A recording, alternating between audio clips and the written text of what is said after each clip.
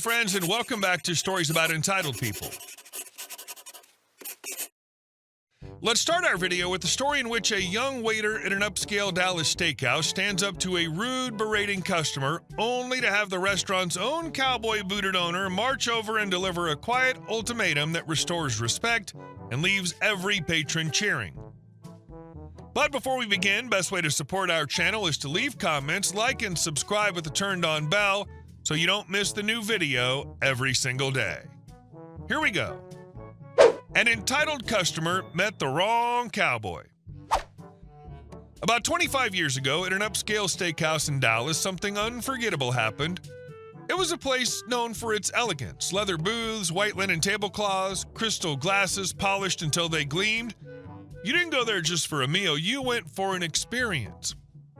It was early evening when it all unfolded, and strangely, the place was mostly empty. The hush of low jazz floated through the room, interrupted only by the soft clinking of silverware and distant kitchen murmurs. My group had just been seated at a booth not far from the entrance when two women, mid-50s, well-dressed, and clearly used to a certain level of deference, were escorted to a table near ours by a young waiter. He couldn't have been more than 21 or 22, probably fresh out of college or still trying to put himself through it. Polite, clean-cut, and smiling with the trained courtesy of someone who'd said, "Good evening, ma'am," 100 times that week alone. At first, there was nothing unusual. The ladies opened their menus, chatted quietly, sipped from their water glasses. Then, as the waiter returned to take their order, something shifted. I couldn't hear exactly what was said at first, but the tension was immediate. One of the women raised her voice, sharp and biting, her words hissing across the linen like boiling water on hot steel. It was clear she was berating the poor kid for something utterly trivial. Maybe a misunderstanding about a menu item, or that he dared ask too soon if they were ready to order. She leaned in, her tone escalating until every table in the immediate area was uncomfortably aware of her presence. The young waiter stood frozen for a moment, visibly stunned, then calmly collected himself and responded, not with an insult, not with sarcasm, but with firm, quiet resolve. I couldn't catch his exact words, but the tone was unmistakable. "I don't have to put up with your attitude," and then he walked away. That alone would have been noteworthy, but what happened next made this a legend. Not even a minute passed before an older gentleman approached the table. He wasn't flashy, but he commanded attention. Tall, broad-shouldered, with a pristine white beard and dressed head to toe in a pressed cowboy outfit, boots, bolo tie, the whole 9 yards. The kind of man who didn't have to say a word to make you straighten up. Every server subtly stepped aside when he passed. This wasn't a manager, this was the owner. He came right up to the table, but instead of towering over them, he did something unexpected. He bent at the knees and squatted, resting an elbow on one of the chairs so that he could meet the ladies eye to eye. Calm, composed, like a lion assessing a challenge he already knew how to end. He spoke quietly at first, too quietly to hear exactly what was said, but the energy was unmistakable. The women sat frozen, their backs stiff, their eyes flickering nervously between each other, and the man crouched before them. Then he stood, straightened to his full height like a seasoned sheriff in a dusty old western.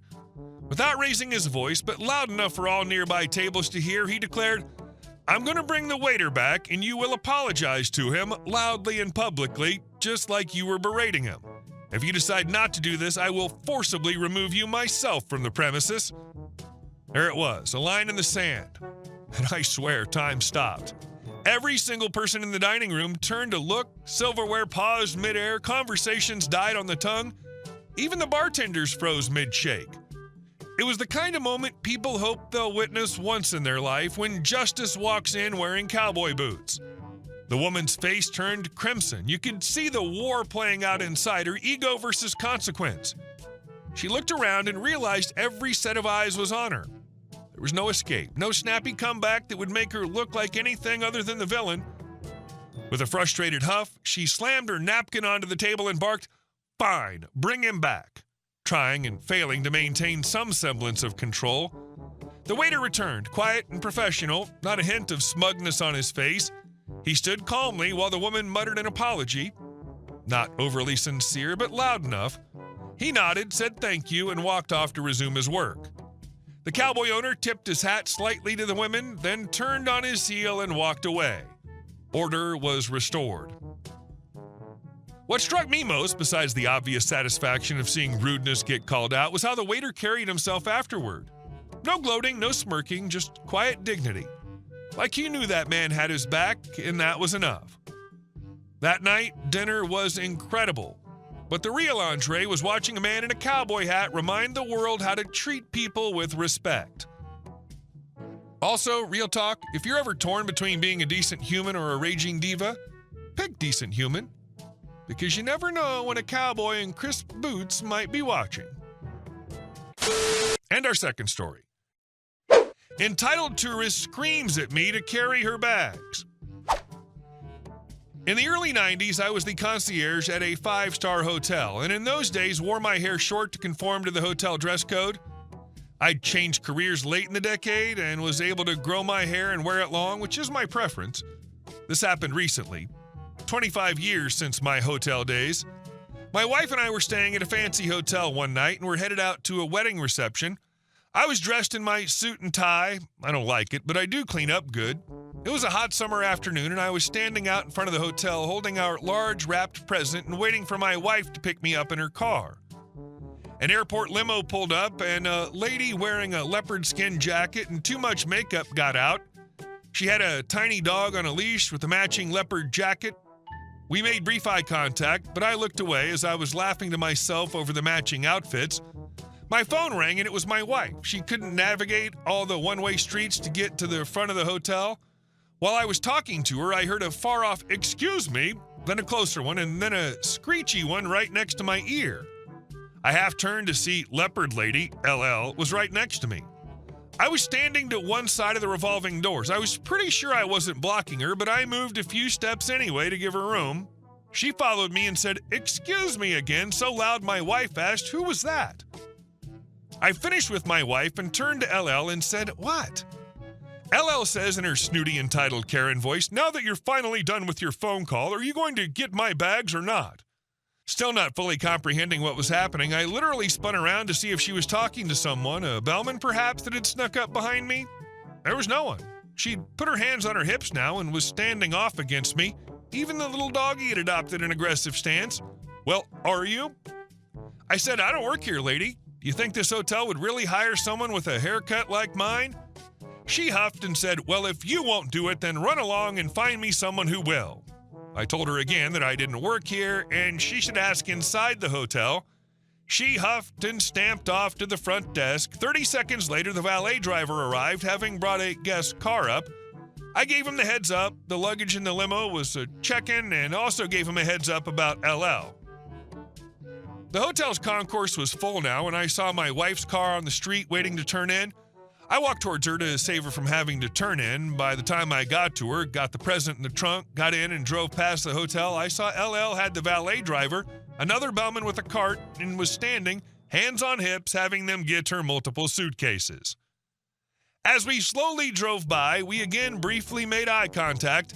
I considered giving her the finger, but settled for flipping my hair as my parting touche. It's too bad you didn't have to unload your and your wife's bags at that hotel. Then you really would have looked like an employee and pissed her off even more. And our last story. 3 rainy nights of Karen. 5 years ago, I sold my snug but stuffy downtown apartment and moved to the suburbs. I wasn't chasing the white picket fence life, but after my dad's stroke, his motor skills and coordination plummeted. I wanted him close while still giving us both some space, so I searched for a property with a small guest cottage beside the main house.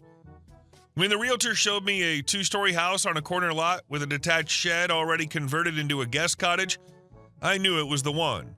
The previous owners, a big family with 5 kids, were packing for Portugal to drink wine and catch sardines in retirement, as they joked. The yard was overgrown, the roof begged for patching, yet the price was almost a fairy tale. I ran the numbers. I can handle most of the repairs myself and hire pros for the technical stuff. Soon the place would shine. The day after closing, the seller casually mentioned, "Your left-hand neighbor, Karen, keeps a few boxes in the guest house. We let her, but she promised to remove them. If you need anything, give her a call. She's sweet." I nodded. Sweet often means trouble, but whatever. Moving day arrived, towers of boxes, the smell of fresh paint, and a nonstop whine of drills. First morning, I open the cottage and find not a few boxes, but a full flea market. Doorless wardrobes, suitcases, bags of clothes, a playpen, even a gold-framed painting wrapped in bubble wrap. I pull out my phone and dial the number taped to the door in blue painter's tape. "Hi, this is the new owner. Could you collect your things? I need to start renovating." "Oh, of course," Karen chirps. "Give me a couple of weeks." "Perfect," I say, hanging up, annoyed but patient. 2 weeks isn't forever. 2 weeks pass, the yard now gleams with trimmed grass. Dad drops by for coffee and captains from his rocking chair, barking orders about painting the facade. Yet the cottage is still crammed with junk. I call again. Karen doesn't answer, then texts, "Sorry, rough patch, I'll grab it soon." Fine, 1 more week. The third call clicks through with a raspy hiss. "What do you want?" Karen nearly hisses. "Your stuff is still filling my cottage." I can't right now," she snaps, then explodes. "Don't you dare touch anything. It's my property. I'll have you arrested if anything goes missing." During the tirade, I learned the juicy details. Her husband caught her in bed with a lover and dramatically flung the guy out a second-floor window. The lover escaped with bruises, but Karen got tossed out too. She was couch surfing, terrified to go home, while her husband filed for divorce and threatened to saddle her with every expense. "I don't have time for boxes," she screeched. "Move them and I'll call the cops." I grit my teeth. "Great, call them. Meanwhile, you have 24 hours. 24 hours and a ton of stuff. I haul everything to the curb. Bags, crooked furniture, the mysterious painting. I line them up, wedge trash sacks between them so the wind won't scatter them, snap a photo, and send it to Karen. Your belongings are on the curb. Please pick them up. Texts pour in like machine gun fire. "You have no right. I'll sue you. My sister's a lawyer. I hope your dad's got good insurance." I shrug, plug my phone in, and go back to spackling the ceiling. That evening, a patrol car pulls up. 2 officers, one young, one burly, survey the Technicolor mound on the sidewalk. "Is this yours?" "Mine, not mine. Neighbor stuff that crossed the property line." I show them the deed, explain the situation. They trade looks. "So technically this is trash on your land," the younger asks. "Technically it's on the city curb. I called her. Here's the next trail." They scroll the screenshots. "All right, we'll log the call. If she doesn't take it, sanitation handles it. Have a good night." From behind a bush, Karen peers at us. She'd been watching from her car. As the officers leave, she jumps into her vehicle and floors it. 4 days, the heap rots in the rain. First night a downpour, second a drizzle, third sunshine, fourth a thunderstorm so fierce the painting's gold leaf drips onto the pavement. On the 5th day, a truck marked Second Chance Donations rolls up. 2 guys calmly load everything, flashing me a long thumbs up.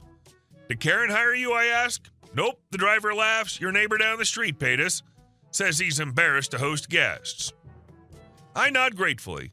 When the van disappears, only a rain-stained concrete path remains. For the first time, the cottage stands empty. And I feel lighter. A week later, I meet the neighborhood mailman who knows everyone's secrets. "Hear about Karen?" he winks. "Her husband turned her into a broke Cinderella in court. Left her without house, car, or alimony. Word is she's working reception at some motel." "Hopefully they don't let her store junk," I mutter. He chuckles and moves on. Today, Dad can hold a fork more steadily, and a new motion sensor light glows in the cottage window. I paneled the walls myself, rewired, laid heated floors, and installed a mini kitchen. Perfect for him. We eat breakfast together, yet each has his own house, his own quiet, his own key. Sometimes at sunset, we sit on the porch and Dad, surveying our yard, murmurs, "Good thing Karen left that painting. See, now it's clean as a museum." I laugh. "Dad, it's not the painting. It's because sometimes you have to take the trash out of your life, even if it's gilded." He grins slyly, sips lemonade, and says, "The main thing is to do it in time and not be afraid of a little rain." We sit in the dusk, listening to lazy crickets while our new life, quiet, cozy, free of random boxes, finally breathes at full strength. Honestly, suburbia still isn't my dream, but for Dad and our peaceful evenings, I'd do it all again. Even the wild saga with Karen, the rain, and her flea market baroque under the cop's boots. Sometimes to claim your home, you first have to dump someone else's clutter and let it get a good soaking in the storm. Hey guys, thank you all for watching the video. I'll see you in the next one.